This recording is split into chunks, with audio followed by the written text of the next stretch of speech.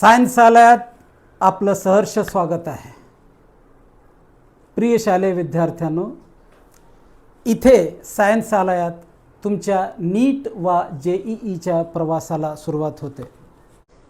या प्रवासासाठी आवश्यक त्या मजबूत फाउंडेशनचं सायन्सालय हे एक माध्यम आहे. इथे सायन्सालयात सरळ सोप्या समजेल अशा पद्धतीने सायन्स या विषयाचा प्रत्येक कन्सेप्ट तुम्हाला शिकवला जाईल. सायन्सालयाचं ब्रीद आहे. केवळ लक्षात ठेवण्यापेक्षा समजून घ्या, लक्षात घ्या, मग लक्षात ठेवा. चला मग आपण चालू करूया. इयत्ता 9वीचा पहिला चॅप्टर लॉज ऑफ मोशन. या चॅप्टरमध्ये आपण शिकणार आहोत motion, distance, displacement, speed, velocity, acceleration, uniform and non uniform motions, Newton's laws, circular motion इत्यादी. तर आपण चला सुरू करूया मोशन बरोबर. सुरुवातीला समजून घेऊया मोशन म्हणजे काय. मुलांनो, इकडे बघा या गोष्टींकडे. अ बर्ड्स फ्लाईट म्हणजे पक्षीचं उडणं. पक्षी उडणं या क्रियेत तुम्हाला काय दिसतं? आपल्याला या क्रियेत हे दिसतं की एखादा उडणारा पक्षी आता इथं थोड्या वेळानं बघितलं जरा पुढं दिसेल, आणखीन थोड्या वेळानं बघितलं तर आणखीन पुढं दिसेल. म्हणजे हा बर्ड आपली पोझिशन सारखा बदलत आहे, नाही का? तो आपली पोझिशन बदलतोय म्हणून आपण बर्ड्स फ्लाईट या क्रियेत मोशन आहे असं म्हणू शकतो.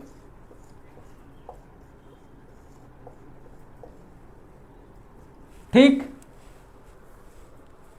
अ फिश स्विमिंग इन अ पूल. मासा आता बघितला इथं पोहतोय, पुढच्या क्षणी तो अजून जरा पुढे दिसेल, त्यानंतरच्या क्षणी अजून इतर कुठल्या तर ठिकाणी दिसेल. मासासुद्धा आपली पोझिशन क्षणोक्षणी बदलत आहे. म्हणून आपण म्हणू शकतो की मासासुद्धा मोशनमध्ये आहे.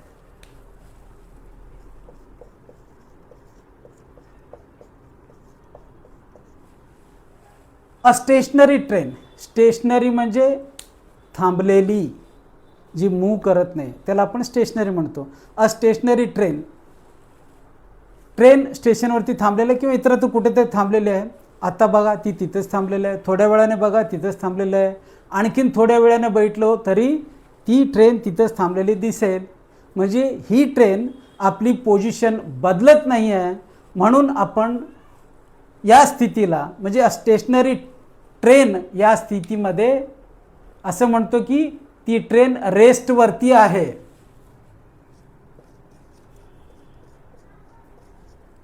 म्हणजेच मोशनमध्ये नाही आहे. पुढचं केस बघा. Running car. कार आता इथे आहे, पुढच्या क्षणी पुढे दिसेल, आणखीन थोड्या वेळानं अजून पुढे दिसेल. म्हणजे ही कारसुद्धा आपली पोझिशन चेंज करत आहे. म्हणून ही कार पण मोशनमध्ये आहे असं आपण म्हणू शकतो. A stone lying on a hill. एखाद्या ठिकाणी एक दगड पडलेला आहे. आता बघा तिथंच पडलं आहे. 1-2 क्षणानंतर बघितलो तो तिथंच आहे, आणखीन थोड्या वेळानं तो दगड तिथंच पडलेला आहे. म्हणजे हा दगड आपली पोझिशन बदलत नाही आहे. म्हणून आपण म्हणू शकतो की हा दगड रेस्टमध्ये आहे. या सगळ्या उदाहरणावरून तुमच्या लक्षात येईल की मोशन ही एक अशी प्रक्रिया आहे ज्याच्यात ऑब्जेक्ट आपली पोझिशन चेंज करतो. म्हणून असं आपण म्हणू शकतो का?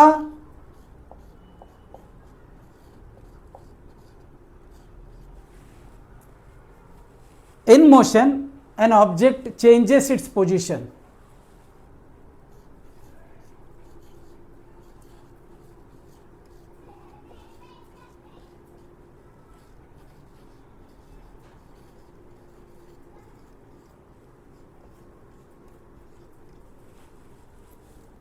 पोझिशन.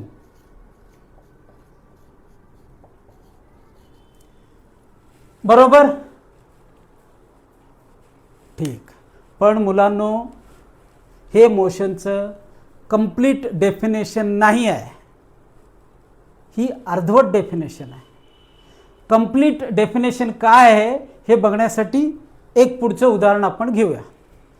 असं समजा की तुम्ही सकाळी सकाळी तयार होऊन शोल्डरला दप्तर लावून तुमच्या काकाबरोबर बस स्टॉपवरती आलात. काका तुम्हाला सोडायला बस स्टॉपवरती आलात.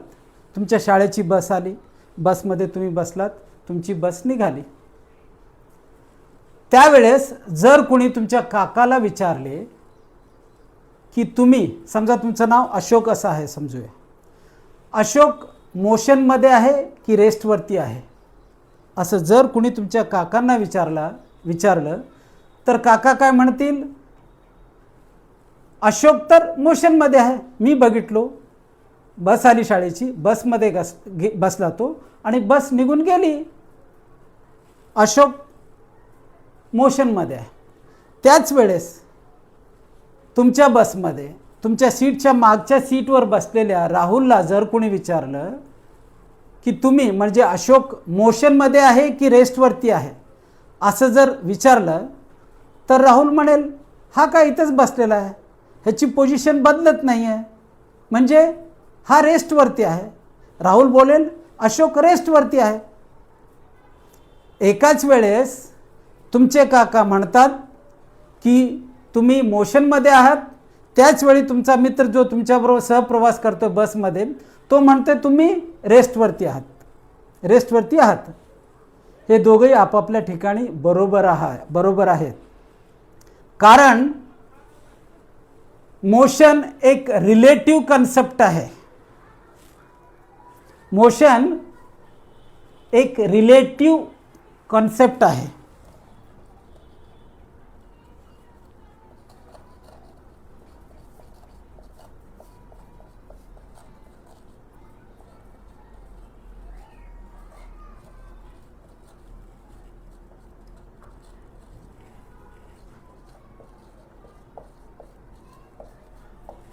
हे डिपेंड करतं तुम्हाला कुठून पाहिलं जातं ते, त्याच्यावर अवलंबून आहे.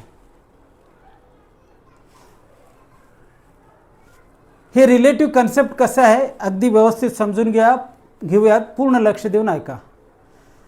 मुलांनो, जेव्हा तुमचे काका तुम्हाला बसमधून बसून जाताना बघतायत, ते काय बघतायत? तुम्ही बसमध्ये बसलात, तुमची बस स्टॉपवरून पुढे निघाली, म्हणजे तुमच्या बस स्टॉपपासून अंतर वाढायला लागलं, म्हणजे बस स्टॉपपासून पोझिशन चेंज व्हायला लागली. चेंज होत होत पुढच्या मिल्क डेअरीपाशी बस गेली, तिथून पुढे अजून बस चालायला लागली, म्हणजे त्या डेअरीपासूनही तुमची पोझिशन बदलायला लागली. पुढं पोस्ट ऑफिस आलं, पोस्ट ऑफिस क्रॉस करून पुढे गेलात, एक उंच नारळाचं झाड रोडच्या कडेला होतं, त्या झाडापाशी तुमची बस गेली, त्याच्या पुढे गेली, अजून पुढे गेली, एक उसाचं शेत होतं, त्या शेताला क्रॉस करून पुढे गेली, एक ब्रिज लागला, त्या ब्रिजवरून जाऊन पुढे बस अदृश्य झाली. म्हणजे तुमचे काका तुम्हाला जेव्हा बघतायत ते त्या सराउंडिंगच्या, त्या सभोवतालच्या परिसराच्या तुलनेतून तुमची मूवमेंट ऑब्झर्व करतात. सभोवतालच्या परिसरात तुमची पोझिशन चेंज होताना ते बघतात, म्हणजे तुमची पोझिशन चेंज होते with respect to that surrounding. त्याच वेळेस जेव्हा राहुलला हा प्रश्न विचारला जातो, राहुल काय बघतो? तुम्हाला पुढच्या बेंचवरती, पुढच्या सीटवरती बसलेला बघतो, तुमचं दप्तर वरती रॅकमध्ये ठेवलेलं बघतो, तुमच्या डावीकडच्या सीटवरती एक काका बसलेले आहेत ते तिथे बसलेलं बघतो, अजून 2 विद्यार्थी जरा पुढे बसलेलं बघतो, वरचं छत बघतो. बाहेरचं काही दिसत नाही असं समजून घ्या, बाहेरचं विंडो ब्लॉक केलेलं आणि बाहेरचं काही दिसत नाही, अंधार आहे असं समजून घ्या. त्यावेळेस राहुल सभोवतालच्या परिसरातून तुमची पोझिशन चेंज होते काय हे ऑब्झर्व करत असतो. त्यावेळेस त्याला दिसतं की तुम्ही आहात तिथं आहात, राहुलपासून त्याचं अंतर, तुमचं अंतर तेवढंच आहे, वरती दप्तर पण तिथंच आहे, बाजूच्या सीटवरती बसलेले काका तिथंच बसले, पुढचे 2 विद्यार्थी तिथेच आहेत. तर या सभोवतालच्या परिसराच्या तुलनेत तुमची पोझिशन बदलत नाही आहे, म्हणून राहुल म्हणतो तुम्ही ॲट रेस्ट आहात. व्यवस्थित कळलं मुलांनो हा विषय? हो. तर कंप्लीट डेफिनेशन मोशनची अशी आहे,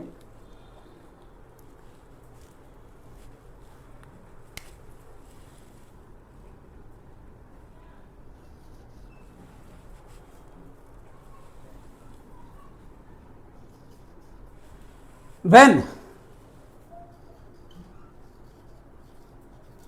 an object changes its position with respect to its surrounding,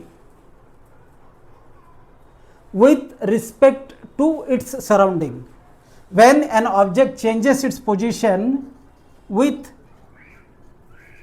respect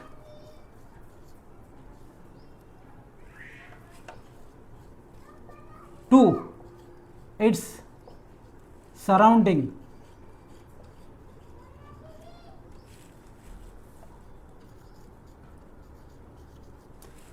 then it is said that the object is in motion.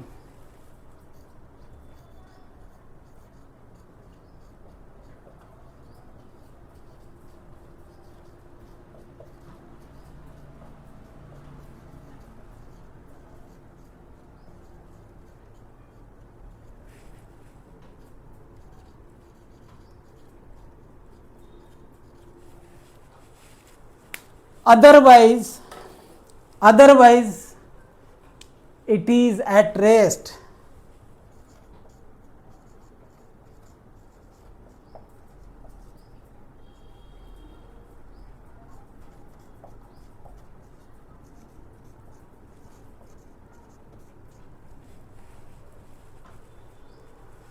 तर ही कंप्लीट डेफिनेशन आहे मोशनची.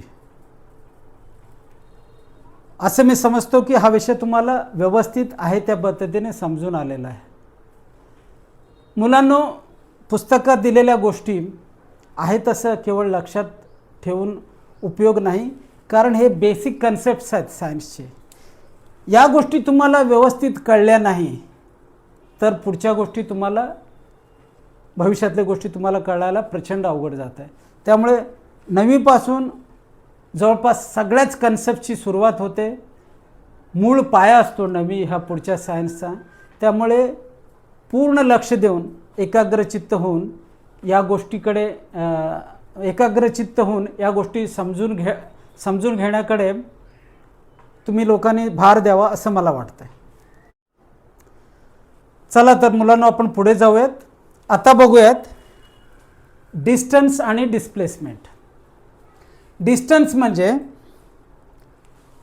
Length of actual path covered by an object.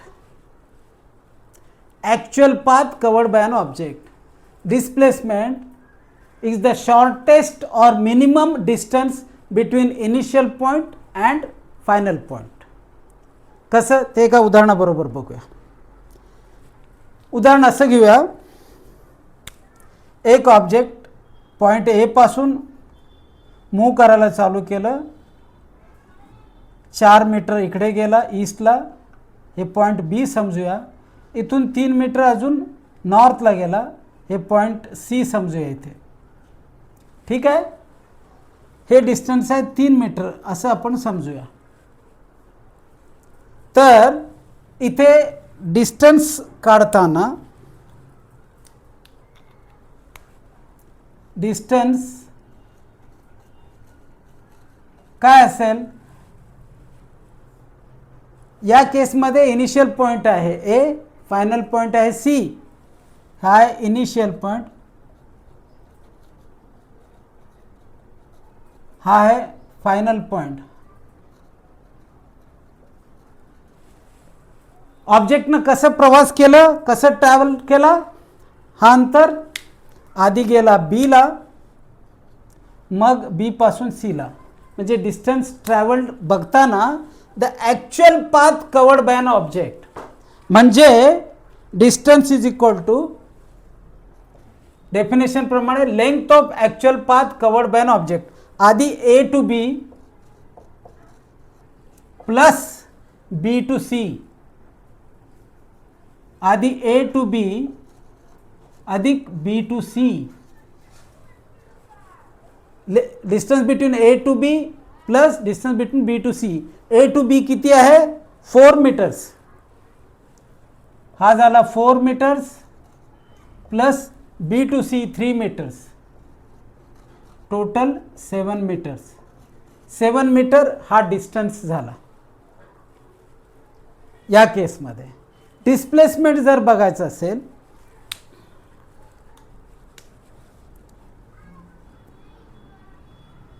डिस्प्लेसमेंटची definition काय आहे?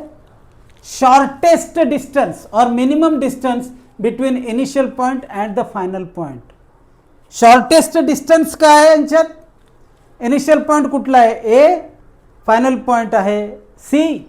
यांच्यातला shortest distance म्हणजे हा असेल, हा shortest distance असेल, हो ना.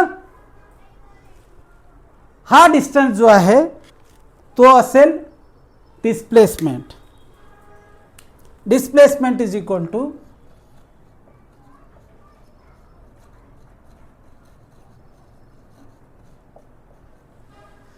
Shortest distance between initial point and final point. आपल्याला ही बाजू दिलेली आहे, ही बाजू दिलेली आहे, तर ही बाजू आपल्याला काढायची आहे. इथं आपण पायथागोरसच्या थिअरमचा उपयोग करू शकतो, कारण इथे 90 डिग्री अँगल आहे, हे रेक्टँगल ट्रायंगल आहे. हायपोटेनसचा square is equal to base square plus perpendicular square. त्यामुळे आपण असं लिहू शकतो AC square is equal to AB square plus BC square, AB square plus BC square, बरोबर. AB किती आहे 4, BC किती आहे 3. 4 चा स्क्वेअर लिहूया, 3 चा स्क्वेअर लिहूया, किती झालं 4 स्क्वेअर 16, 3 चा स्क्वेअर 9 इज इक्वल टू 25. म्हणजे AC square is equal to 25 लिहूया. AC square is equal to 25, AC square, AC square, दोन्हीकडे स्क्वेअर रूट काढूया. त्यामुळे काय होईल AC is equal to square root of 25 which is equal to 5 meters. तर या केसमध्ये डिस्टन्स आहे 7 मीटर आणि डिस्प्लेसमेंट आहे 5 meters. Distance, length of actual path travelled, displacement, shortest distance between initial point and final point. दुसरं एक उदाहरण आपण बघूया.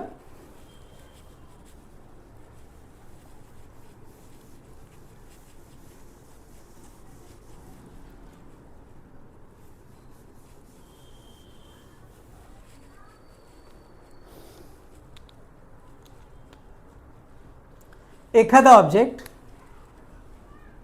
पॉइंट ए वरून निघाला, बी वरती गेला, सी वरती गेला, पुन्हा टर्न घेऊन बी वरती आला. हे समजा 5 मीटर आहे, हे अंतर 4 मीटर आहे. एखादा ऑब्जेक्ट ए वरून निघाला, बी ला गेला, बी पासून सी ला गेला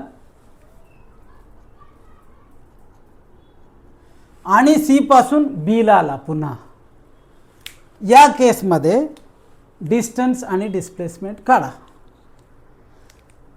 आधी डिस्टन्स बघूया.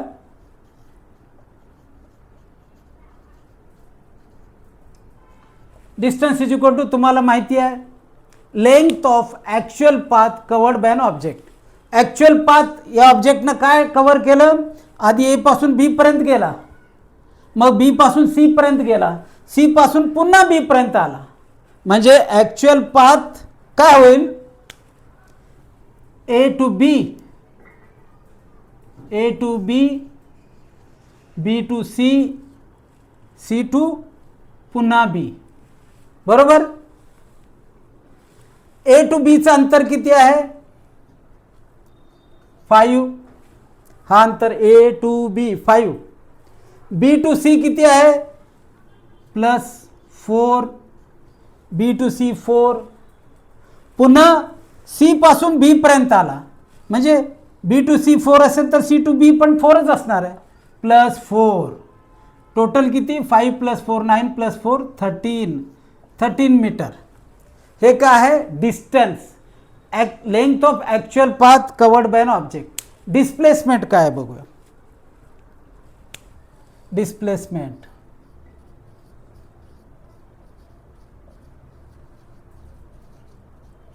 इज इक्वल टू काय? The shortest distance between the initial point and the final point. Initial point कुठला आहे?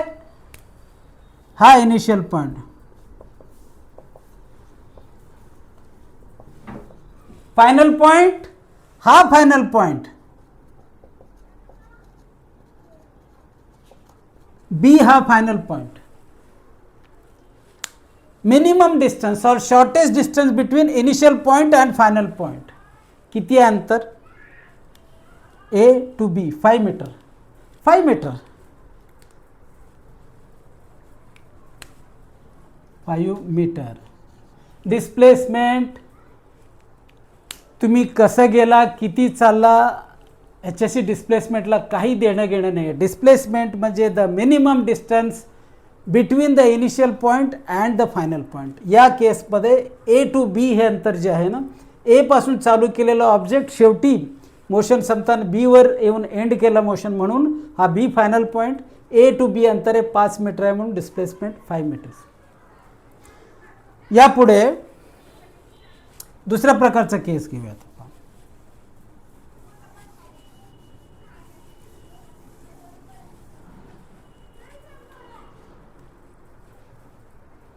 एक ऑब्जेक्ट आहे,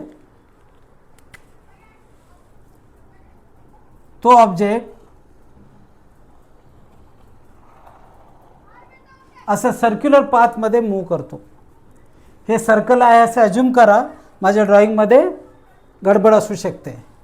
जर समजा एखादा ऑब्जेक्ट पॉईंट ए वरून त्यानं मोशन चालू केला, तो या दिशेनं जात राहिला, असा असा असा असा असा एक राऊंड कंप्लीट करून ए वरती पुन्हा आला आणि या सर्कलचं रेडियस समजा 14 मीटर आहे. 14 मीटर. थोडंसं मोठं करतो म्हणजे तुम्हाला व्यवस्थित दिसेल. 14 मीटर आहे रेडियस. हे ओ सेंटर आहे. तर या केसमध्ये डिस्टन्स आणि डिस्प्लेसमेंट काय असतं ते आपण बघूया. आधी डिस्टन्स बघूया. डिस्टन्स म्हणजे काय? Length of actual path travelled by an object. या केसमध्ये हे सर्कल आहे. Length of actual path travelled काय होईल? या सर्कलचं पेरिमीटर किंवा सर्कम्फरन्स हेच ॲक्च्युअल पाथ होईल, हो ना? कारण या एजवरूनच हा ऑब्जेक्ट मूव्ह करतोय.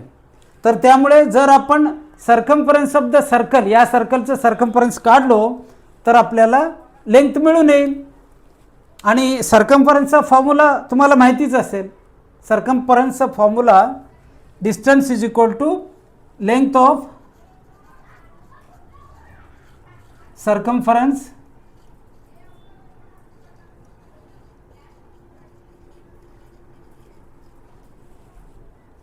Of the given circle.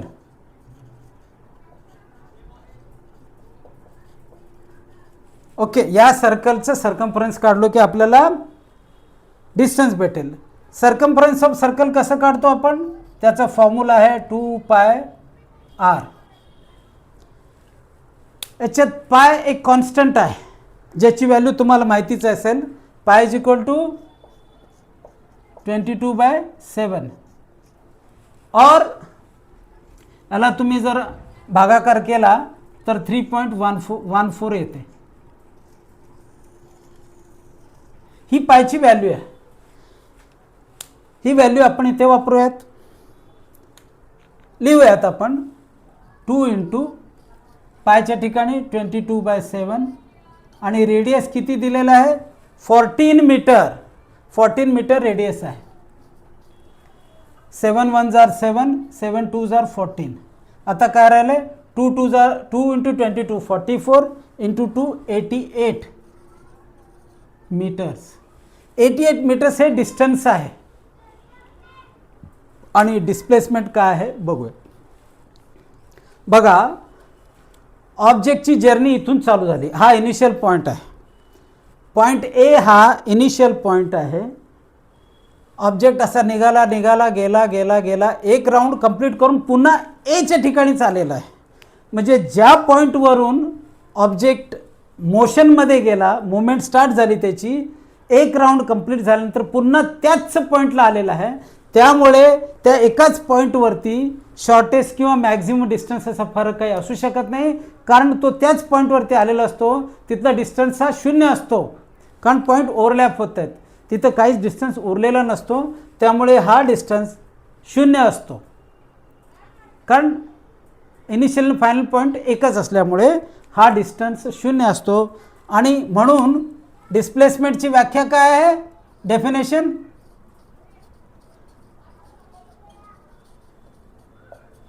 shortest distance between initial point and final point. There is no distance at all between initial and final point. They are one and the same. Therefore, it is equal to 0. तर या केसमध्ये distance हा 88 metre आहे. Displacement 0 आहे. जर समजा याच केसमध्ये एखादा आणखीन असा प्रश्न विचारला जाऊ शकतो 2 राऊंड झाल्यानंतर डिस्टन्स काय राहील डिस्प्लेसमेंट काय राहील. जर ऑब्जेक्ट ए वरून स्टार्ट करून एक कंप्लीट राऊंड केला 88 मीटर झाले, त्यानंतर आणखीन एक राऊंड करून तिथेच राहिला 88 into 2 176 meter will be the distance. And what will be the displacement. Displacement will be once again 0 only because the object has reached its original position only. Initial and final point मध्ये काही difference नाही आहे. तो same त्याच ठिकाणी असल्यामुळे तो displacement 0 असेल. 3 राऊंड केल्यानंतर थ्राइस 3 टाइम्स ऑफ 88. ओके. आणखीन एक इंटरेस्टिंग सिच्युएशन बघूया. हे मी हा सर्कल पुन्हा एकदा काढतोय.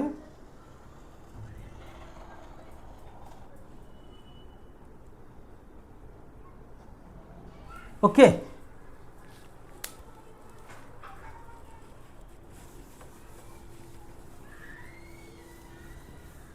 जरा वेगळी केस आहे. सर्कल आहे. यावेळेस रेडियस आपण थोडंसं वेगळं घेऊया. आता रेडियस घेऊया आपण 7 मीटर्स. ओके. हा ओरिजिन आहे. यावेळेस काय झालं आहे ऑब्जेक्ट ए पासून स्टार्ट करून हाफ सर्कम्फरन्स कव्हर केलेला आहे.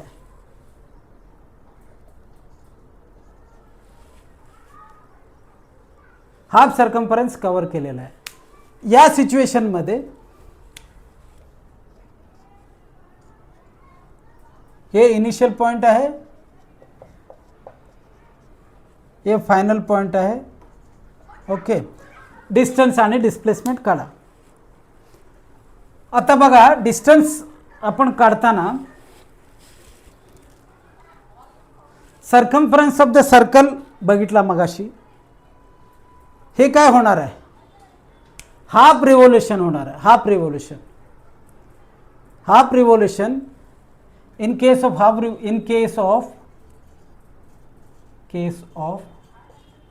half revolution, length will be equal to half of circumference, half of length of circumference बरोबर आहे ना. ही पूर्ण सर्कम्फरन्सची जेवढी लेंथ येईल त्याला 2 भागाकार केलो तर आपला हाफ रिव्होल्यूशन मिळेल. ठीक आहे.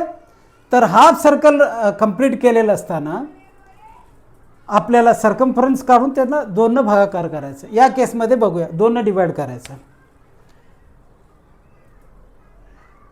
Distance between A to B, distance which is equal to half into 2πr. Half का? कारण हाफ सर्कम्फरन्स आपण घेतोय, कारण हाफ रिव्होल्यूशन नंतरची स्थिती आपण अभ्यास करतोय. Half into 2πr.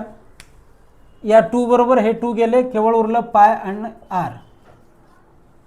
पायची value 22/7. 7 radius किती आहे? 7. 7 गेले 22 meters. 22 meters will be the distance. आणि डिस्प्लेसमेंट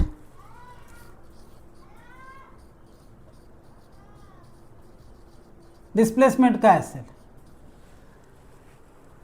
हे आता लक्ष देऊन बघितलात. जेव्हा आपण ह्याला दोन्ही इनिशियल आणि फायनल पॉईंटला जोडलो तर तुमच्या लक्षात येईल this is nothing but the diameter of the circle. वरती एक रेडियस राहील, खालती एक रेडियस राहील. Diameter of the circle is equal to 2 into r. 2 into r is equal to 2 into 7 is equal to 14 meters. तर या केसमध्ये डिस्टन्स राहील 22 मीटर्स आणि डिस्प्लेसमेंट 14 मीटर्स. आणखीन एक प्रकारचा केस बघूयात.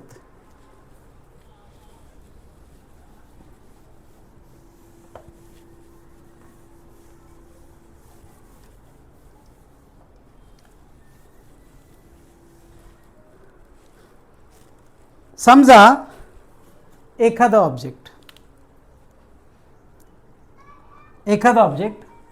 असा मूव्ह केला 4 मीटर. हा पॉइंट ए आहे, पॉइंट बी आहे. असा 4 मीटर मूव्ह केला. त्यानंतर तो ऑब्जेक्ट अपोजिट डायरेक्शनमध्ये जर्नी करून इथे सी वरती त्याची जर्नी संपली. हा फायनल पॉइंट आहे. असा गेला सुरुवातीला, मग अपोजिट डायरेक्शनमध्ये जर्नी करून इथे त्याची जर्नी संपली. ए टू बी 4 मीटर आहे, ए टू सी 2 मीटर आहे. ए टू बी 4 मीटर आहे, ए टू सी 2 मीटर आहे. डिस्टन्स काय राहील?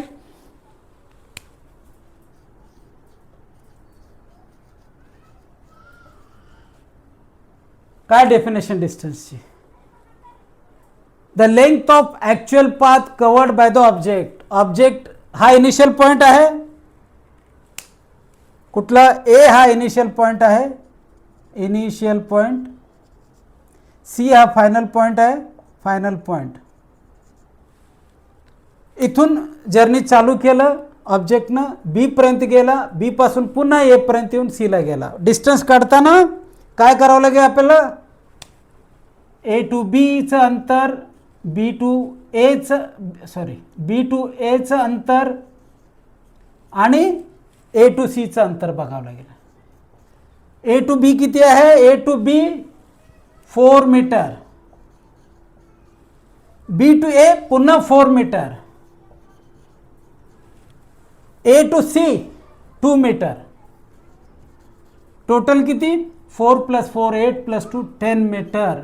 10 मीटर हे डिस्टन्स आहे या केसमध्ये, या मोशनमध्ये. बरोबर. आता आपण बघूया डिस्प्लेसमेंट.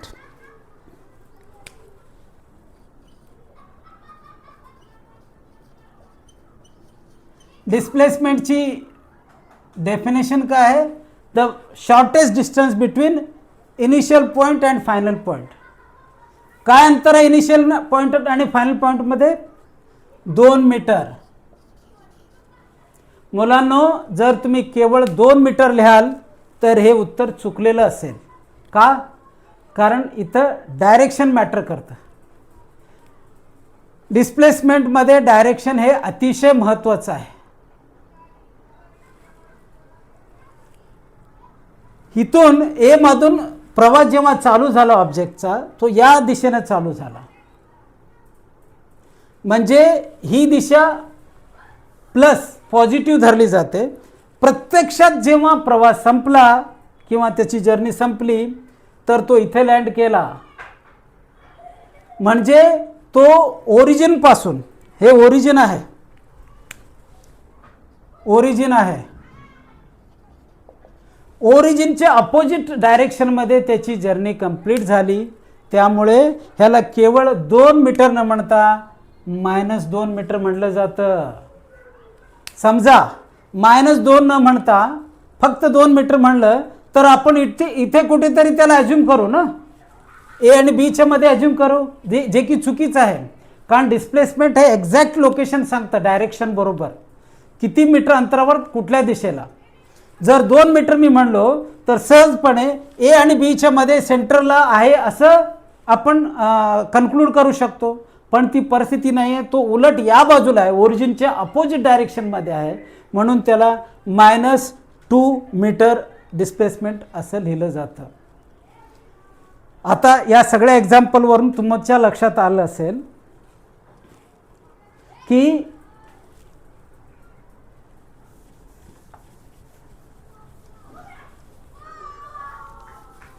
आतापर्यंत हे डेफिनेशन तुमच्या चांगल्या लक्षात आलं असं समजतो आणि याला रब करतो.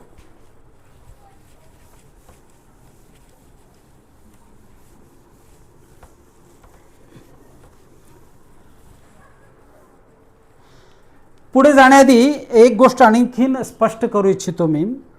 हे बघा मुलांनो, मला या पॉईंट ए पासून पॉईंट बी ला पोहोचायचं आहे. यासाठी अनेक मार्ग असू शकतील. समजा हा मार्ग असू शकेल, मी आधी इथे गेलो, हा बी पॉईंट, मी नाव बी नाही लिहित नाही, वेगळं नाव बघूया. मी आधी इथे गेलो, मग इथे गेलो, मग इथे गेलो. समजा हा बी पॉईंट आहे, हा सी पॉईंट आहे, इथे डी आहे असं समजूया. ओके, माझं इथे डिस्टन्स काय होईल,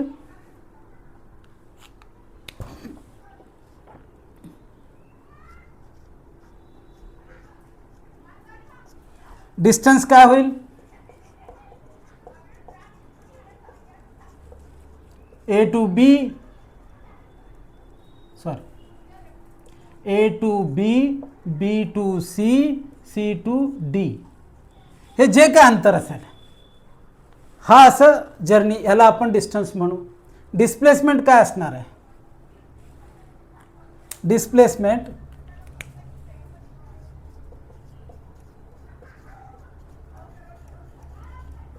हा डायरेक्ट ए टू डीच असणार आहे. डिस्प्लेसमेंट हा डायरेक्ट ए टू डीच असणार आहे. समजा असं न जाता आणखीन एक वेगळ्या मार्गाने जायचं ठरवलं आपण. समजा असं समजा मला ए पासून डी लाच जायचं आहे, मी ठरवलं दुसऱ्या दिवशी मी असं जाईन. हा ई आहे असा समजा पॉईंट ई आहे. या केसमध्ये काय होईल, डिस्टन्स काय होईल मुलांनो, A to E, E to D, A to E, A to E असं लिहूया आपण, A to E, E to D असं होईल, हो ना. त्याही केसमध्ये डिस्प्लेसमेंट हा एडीच असणार आहे. अजून कुठल्याही पद्धतीने तुम्ही जर बघितलं, ए पासून मी चालू केलो, असा गेलो, असा गेलो, असा गेलो, असा गेलो, पुन्हा असा आलो, काही जरी असलं तर हा इनिशियल पॉईंट, हा फायनल पॉईंट, यांच्यामधलं अंतरच डिस्प्लेसमेंट असणार आहे. आणि मुलांनो लक्ष देऊन ऐका, हा डिस्प्लेसमेंट एक स्ट्रेट लाईनमध्येच असणार आहे. कारण ही लाईन स्ट्रेट न असता थोडी जरी वाकडी झाली, समजा इथून अशी जरी वाकडी झाली, पुन्हा सरळ होऊन इथे येण्यासाठी त्याला जास्तीचं अंतर कापावं लागेल. मग तो अंतर मिनिमम डिस्टन्स किंवा शॉर्टेज डिस्टन्स राहणार आहे, राहणार नाही आहे. त्यामुळे हा अंतरच शॉर्टेज डिस्टन्स असणार आहे. म्हणजे याचा अर्थ डिस्प्लेसमेंट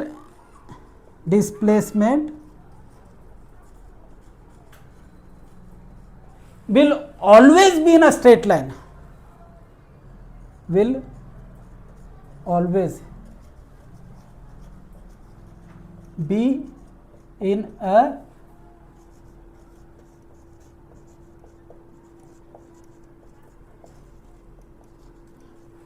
डिस्प्लेसमेंट हे केव्हाही स्ट्रेट लाईनच असणार आहे, ती कधी वाकडी असू शकत नाही.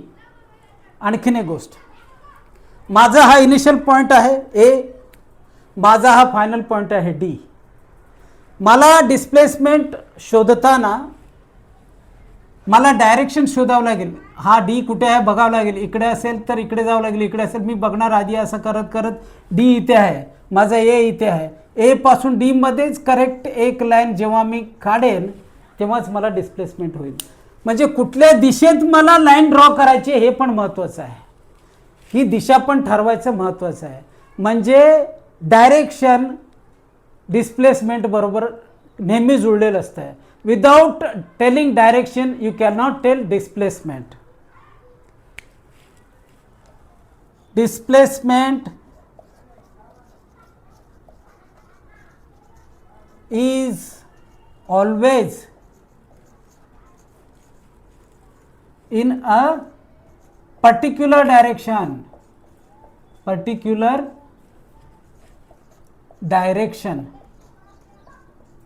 डिस्टन्स हे नेहमीच एका विशिष्ट डायरेक्शन मध्ये असते.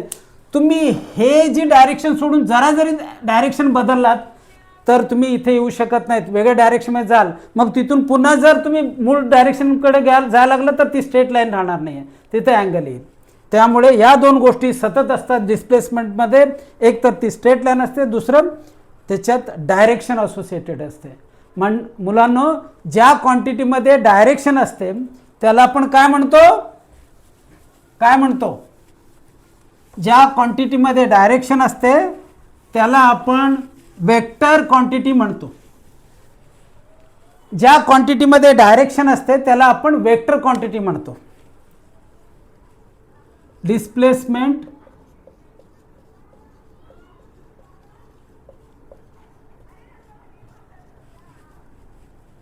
Is a vector quantity.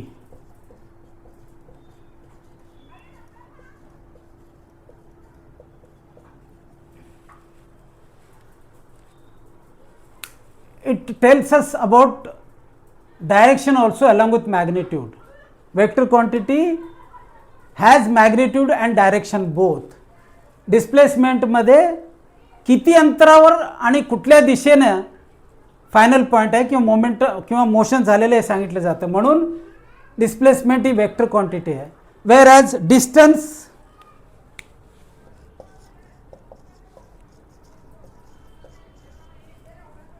ही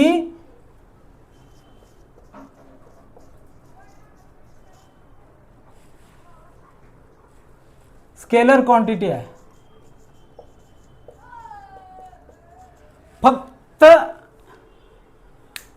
याच्यात मॅग्निट्यूड सांगितलं जातं, डायरेक्शनचा काही संबंध नाही. डिस्प्लेसमेंट वेक्टर क्वांटिटी आहे, डिस्टन्स स्केलर क्वांटिटी आहे. डिस्प्लेसमेंटमध्ये मॅग्निट्यूड म्हणजे व्हॅल्यू बरोबर डायरेक्शन सांगितलं जातं. डिस्टन्समध्ये केवळ मॅग्निट्यूड म्हणजे व्हॅल्यू सांगितली जाते. तर आता पण आपण जे काय शिकलेलो आहोत डिस्टन्स अँड डिस्प्लेसमेंटमध्ये ते थोडंसं समराईज करूया. कसं समराईज करायचं? Distinguish between what? Distance and displacement. Let us write distance on this side, displacement on the other side. Okay, एक अशी एक लाईन ड्रॉ करूया. सुरुवातीला डेफिनेशन काय आहे? डिस्टन्स काय आहे? हे number 1, length of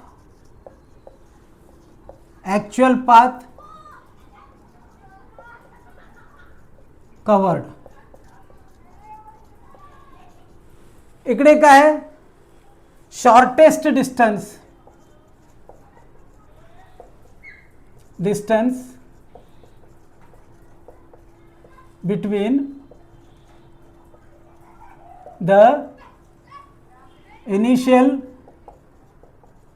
point and the final point. Okay, ठीक आहे. दुसरी गोष्ट जस्ट आताच बघितल्याप्रमाणे, आताच आपण काय बघितलो, distance is a scalar quantity. It has nothing to do with direction. Distance is a scalar quantity. Displacement is a vector quantity.